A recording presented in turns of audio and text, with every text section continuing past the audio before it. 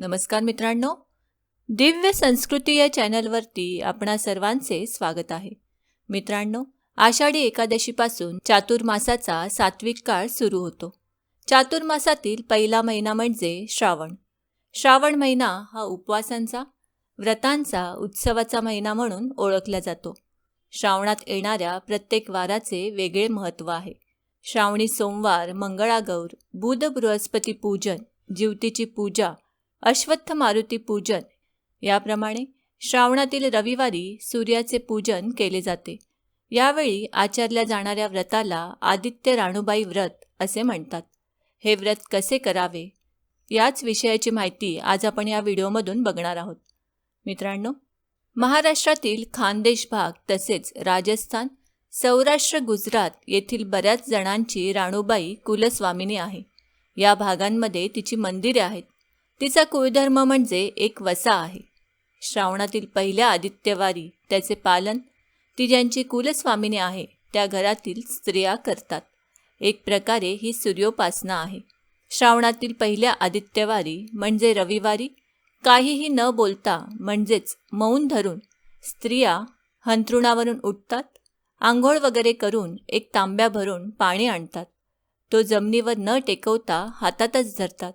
विड्याच्या पानावर रक्तचंदनाने सूर्याची प्रतिमा काढतात. सप्तपदरी दोरा घेऊन त्याला 6 गाठी मारतात. रांगोळीने एक वर्तुळ काढतात.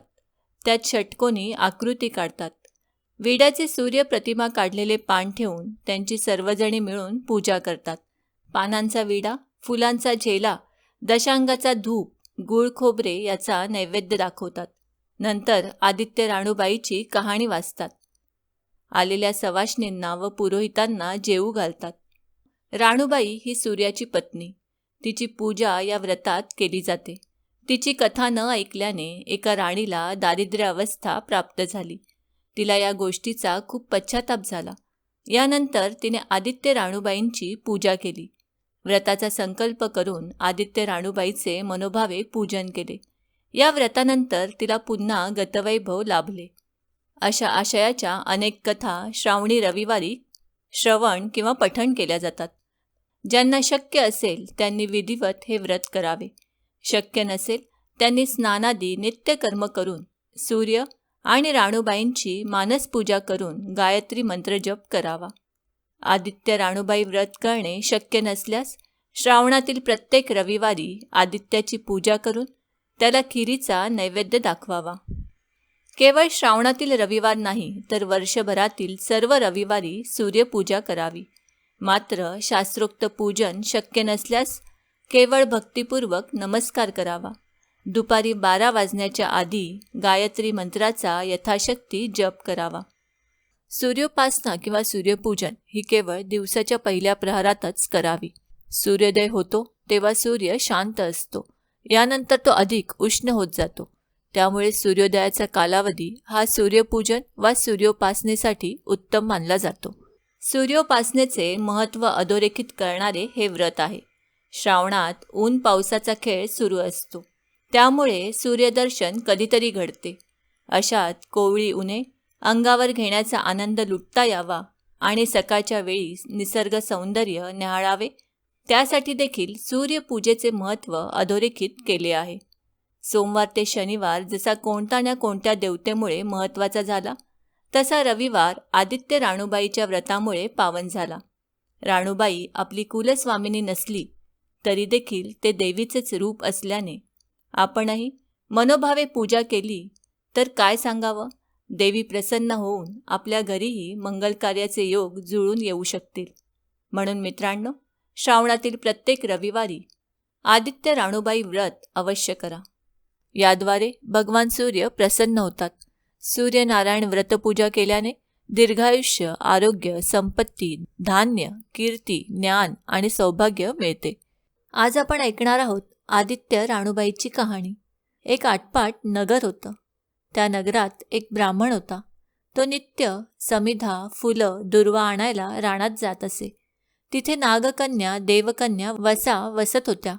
ब्राह्मणाने विचारलं, काय ग बायांनो, कसला वसा वसता तो मला सांगा. यावर नागकन्या आणि देवकन्या त्याला म्हणाल्या, तुला रे वसा कशाला हवा? उठशील, मातशील, घेतला वसा टाकून देशील. ब्राह्मण म्हणाला, उतणार नाही, मातणार नाही, घेतला वसा टाकणार नाही. तेव्हा त्या म्हणाल्या, श्रावण मास येईल तेव्हा पहिल्या आदित्यवारी मौन्यानं मुकाट्याने उठावं, सचीळ वस्त्रासहित स्नान करावं, अग्रोदक पाणी आणावं, विड्याच्या पानांवर रक्तचंदनाची आदित्य राणूबाई काढावी, 6 रेगांचं मंडळ करावं, 6 सुतांचा तातू करावा, त्याला 6 गाठी द्याव्या, पान फूल वाहावं, पूजा करावी, पानाचा विडा, फुलांचा झेला, दशांगांचा धूप, गुळ खोबऱ्याचा नैवेद्य दाखवावा, 6 मास चाळावी, 6 मास पाळावी, माघी रथसप्तमी संपूर्ण करावं. संपूर्णाला काय करावं? गुळाच्या पोळ्या, बोटव्यांची खीर, लोणकड तूप, मेहून जेवू सांगावं. असेल तर चिरपोळी द्यावी, नसेल तर जोडगळसरी द्यावी, ती नसेल तर 2 पैसे दक्षिणा द्यावी आणि आपल्या वशाचं उद्यापन करावं. असा वसाय ब्राह्मणाने केला. त्याला सूर्यनारायण प्रसन्न झाला. भाग्यलक्ष्मी आली.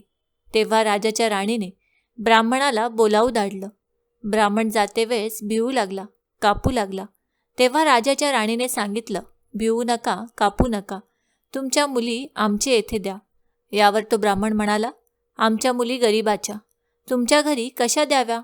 दासी कराल, बटकी माराल. राणी म्हणाली, दासी करीत नाही, बटकी करीत नाही. राजाची राणी करू, प्रधानाची राणी करू.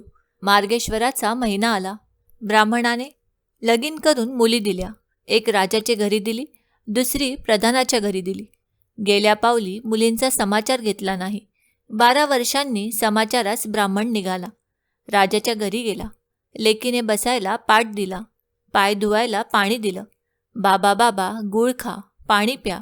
गूळ खात नाही, पाणी पित नाही. माझी कहाणी करायची आहे, ती तू ऐक. तुझी कहाणी ऐकायला मला वेळ नाही. राजा पारधीला जाणार आहे, त्याला जेवायला उशीर होईल. तोच त्याचे मनात राग आला. तेथून निघाला, प्रधानाच्या घरी गेला. तिने पाहिले, आपला बाप आला, म्हणून बसायला पाट दिला, पाय धुवायला पाणी दिलं. बाबा बाबा, गूळ खा, पाणी प्या. गूळ खात नाही, पाणी पित नाही. माझी कहाणी करायची आहे, ती तू अगोदर ऐक. तुझी कहाणी नको ऐकू तर कोणाची ऐकू? घरात गेली. उतरंडीची 6 मोते आणली. 3 आपण घेतली, 3 बापाच्या हातात दिली. त्याने मनोभावे कहाणी सांगितली. लेकीने चित्तभावे ती ऐकली. नंतर जेवून खाऊन बाप आपल्या घरी आला. बायकोने विचारले, मुलींचा समाचार कसा आहे? जिने कहाणी ऐकली नाही ती दरिद्राने पिडली, दुःखाने व्यापली. राजा मुलखावर निघून गेला. जिने कहाणी ऐकली होती ती भाग्याने नांदत आहे. इकडे दरिद्री जी झाली होती तिने आपल्या लेकाला सांगितले, मावशी घनघोर नांदत आहे, तिकडे जाऊन काही दिलं तर घेऊन ये. पहिल्या आदित्यवारी पहिला मुलगा उठला. तळ्याच्या पाळी जाऊन उभा राहिला. अग अग दासींनो, तुम्ही दासी कोणाच्या?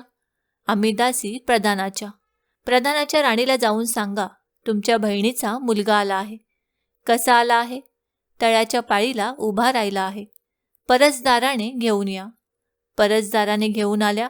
न्हाऊ माखू घातलं, पितांबर नेसायला दिलं, जेवू खाऊ घातलं, कोहळा पोखरला, होन मोहरा भरल्या. वाटेस आपला जाऊ लागला. तो सूर्यनारायण माळ्याच्या रूपानं आला. हातीचा कोहळा काढून नेला. घरी गेला. आईने विचारलं, काय रे बाबा, मावशीने काय दिलं? देव दिलं, कर्माने नेलं. कर्माचं फळ पुढे उभे राहिलं. मावशीने दिलं होतं, पण सर्व गेलं. पुढे दुसऱ्या आदित्यवारी दुसरा मुलगा गेला. तळ्याच्या पाळी जाऊन उभा राहिला. अग अग दासींनो, तुम्ही दासी कोणाच्या? आम्ही दासी प्रधानाच्या. प्रधानाच्या राणीला निरोप सांगा. त्यांनी सांगितला. मग प्रधानाच्या राणीने त्याला घरी नेऊन नाऊ माखू घातलं, पितांबर नेसायला दिलं, जेवू घातलं, काठी पोकरून होनामोहरांनी भरून दिली. बाबा ठेवू नको, विसरू नको, जतन करून घरी घेऊन जा म्हणून सांगितलं. वाटेत सूर्यनारायण गुराख्याच्या रूपानं आला. हातची काठी काढून घेतली. घरी गेला. झालेली गोष्ट राणीला सांगितली. देवाने दिलं ते सर्व कर्मानं नेलं. पुढे तिसऱ्या आदित्यवारी तिसरा मुलगा गेला. तळ्याच्या पाळी उभा राहिला. त्यालाही पहिल्यासारखंच प्रधानाचे घरी नेऊन नाऊ माकू घातलं, पितांबर नेसायला दिलं, जेवू खाऊ घातलं, नारळ पोखरून होन मोहरांनी भरून दिला. ठेवू नको, विसरू नको म्हणून सांगितलं.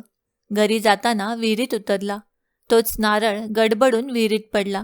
घरी गेला. आईने विचारलं, काय रे बाबा, मावशीने काय दिलं? आई ग, मावशीने दिलं, पण दैवानं ते सर्व बुडालं. चौथ्या आदितवारी चौथा मुलगा गेला. तळ्याच्या पाळी उभा राहिला. त्यालाही प्रधानाच्या राणीने घरी नेऊन नाहू माकू घातलं. पितांबर नेसायला दिलं. जेऊ खाऊ घातलं. त्याला दयाची शिदोरी होना मोहरा घालून बरोबर दिली. सूर्यनारायण घारीच्या रूपाने आला. हातची शिदोरी घेऊन गेला. घरी गेला. आईने विचारले, काय रे बाबा, मावशीने काय दिलं? आई, मावशीने दिलं, पण दैवाने ते सर्व नेलं. पाचव्या आदित्यवारी आपण उठली. तळ्याच्या पाळी उभी राहिली. दासीने तिचा निरोप तिच्या बहिणीला सांगितला. बहिणीने तिलाही परसदाराने घरी नेलं. नाऊ घातलं, माखू घातलं, पाठ बसायला दिला. प्रधानाची राणी आदित्यवाराची कहाणी करू लागली. काय वसा करतेस तो मला सांग. बहीण म्हणाली, अगं अगं चांडाळणी, पापिनी, बापाची कहाणी ऐकली नाहीस म्हणून तुला दारिद्र्य आलं. राजाच्या राणीने विचारले. याला बहिणीच्या घरी राहिली. श्रावणास आला. सांगितल्याप्रमाणे सूर्यनारायणाची पूजा केली. इकडे राजाला भाग्य आलं. राजाने बोलावू धाडलं. मावशी मावशी, तुला छत्र आली, चामरं आली, पाईक आले, परवर आले. मला रे पापिणीला छत्र कोठली, चामरं कोठली, पाईक कोठले, परवर कोठे? बाहेर जाऊन दाराशी बघतात तो राजा बोलावू आला आहे. राजा आला तशी घरी जायला निघाली.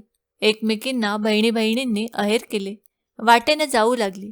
पहिल्या मजलेत स्वयंपाक केला. राजाला वाढलं, मुलांना वाढलं, आपलं पान वाढून घेतलं. तो कहाणीची आठवण झाली. करा रे हाकारा, पिटा रे डांगोरा, नगरात कोणी उपाशी आहे का, याचा शोध करा. तुझ्या बाईची कहाणी ऐकून मला काय फळ, माझं पोट भरलं पाहिजे, असे म्हणून तो राणीकडे आला. तशी 6 मोते राणीने घेऊन 3 त्याला दिली, 3 आपल्या हातात ठेवली. मनोभावे कहाणी सांगितली. चित्तभावे त्याने ऐकली.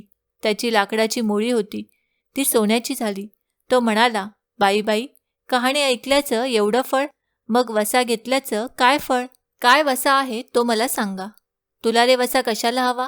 उठशील, मातशील, घेतला वसा टाकून देशील. यावर तो म्हणाला, उतणार नाही, मातणार नाही, घेतला वसा टाकणार नाही. तेव्हा वसा मागितला. पुढे दुसऱ्या मजलेच गेली. स्वयंपाक केला. राजाला वाढला, मुलांना वाढलं, आपलं पान वाढून घेतलं. तेव्हा कहाणीची आठवण झाली. करा रे हाकारा, पिटा रे डांगोरा, नगरात कोणी उपाशी आहे का, याचा शोध करा.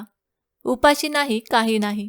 माळ्याचा मळा पिकत नाही, विहिरीला पाणी लागत नाही. असा एक माळी चिंतेने बसला आहे. त्याला हाक मारली, आमच्या बाईची कहाणी ऐक. तो आला. राणीने 6 मोते घेऊन 3 आपण घेतली, 3 माळ्याला दिली. राणीने कहाणी मनोभावे सांगितली. चित्तभावे माळ्याने कहाणी ऐकली. माळ्याचा मळा पिकू लागला. विहिरीला पाणी आलं. तो म्हणाला, बाई बाई, कहाणी ऐकल्यावर एवढं फळ, मग वसा घेतल्याचं काय फळ? काय वसा असेल तो मला सांगा. मग राणीने त्याला वसा सांगितला. पुढे तिसऱ्या मजलेच गेली. स्वयंपाक केला. राजाला वाढलं, मुलांना वाढलं, आपलं पान वाढून घेतलं. तेव्हा कहाणीची आठवण झाली. करा रे हाकारा, पिटा रे डांगोरा, नगरात कोणी उपाशी आहे का, याचा शोध करा. उपाशी नाही, काही नाही. एक म्हातारी, तिचा एक मुलगा वनात गेला होता. एक डोहात बुडाला होता. एक सर्पाने त्याला खाल्लं होतं. त्यामुळे चिंताक्रांत बसली होती.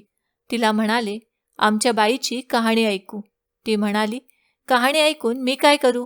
मी मुलांसाठी रडते आहे. बरं, येते मग. ती राणीकडे आली. राणीने पहिल्याप्रमाणे तिला कहाणी सांगितली. तिने चित्तभावे ऐकली. तिचा मुलगा वनात गेला होता, तो आला. डोहात बुडाला होता, तो आला. सर्पाने खाल्ला होता, तो आला. ती म्हणाली, बाई बाई, कहाणी ऐकल्याचं हे फळ, मग वसा घेतल्याचं काय फळ? काय वसा तो मला सांगा. मग राणीने तिलाही वसा सांगितला. पुढे चौथ्या मजलीस गेली. स्वयंपाक केला. राजाला वाढलं, मुलांना वाढलं, आपलं पान वाढून घेतलं. तेव्हा कहाणीची आठवण झाली. करा रे हकारा, पिटा रे डांगोरा, नगरात कोणी उपाशी आहे का, याचा शोध करा. उपाशी नाही, काही नाही. काणा डोळा माणसाचा गोळा, हात नाही, पाय नाही, असा एक मनुष्य रस्त्यामध्ये होता.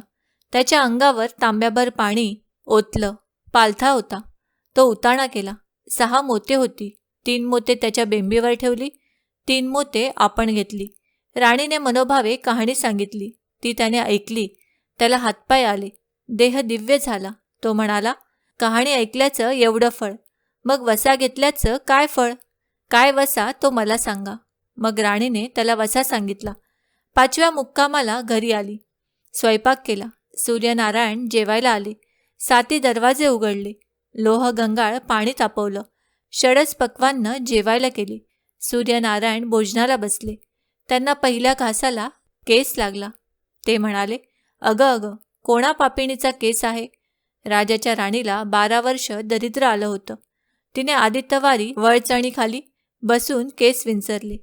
काळ चवाळ डोईचा केस, वळचणीची काडी डाव्या खांद्यावरून वेशीबाहेर टाकून दे. राजाच्या राणीला सूर्यनारायणाचा कोप झाला. तसा कोणाला होऊ नये. ब्राह्मणाला, मोळी विक्याला, राजाच्या राणीला, माळाला, म्हातारीला, कोणा डोळा माणसाचा गोळा इतक्यानं जसा सूर्यनारायण प्रसन्न झाला, तसा तुम्हा आम्हा हो ही 60 उत्तराची कहाणी 5 उत्तरी सुफळ संपूर्ण.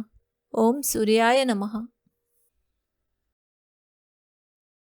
मित्रांनो, आम्ही अपेक्षा करतो की आम्ही सांगितलेल्या माहितीचा तुम्हाला सर्वतोपरी लाभ होईल. माहिती आवडली असल्यास ही माहिती तुम्ही मित्रपरिवाराबरोबर शेअर करा. आणि अजूनही जर तुम्ही दिव्य संस्कृती या चॅनलला सबस्क्राईब केलं नसेल तर आमचे नवनवीन व्हिडिओ पाहण्यासाठी चॅनलला आजच सबस्क्राईब करा. धन्यवाद.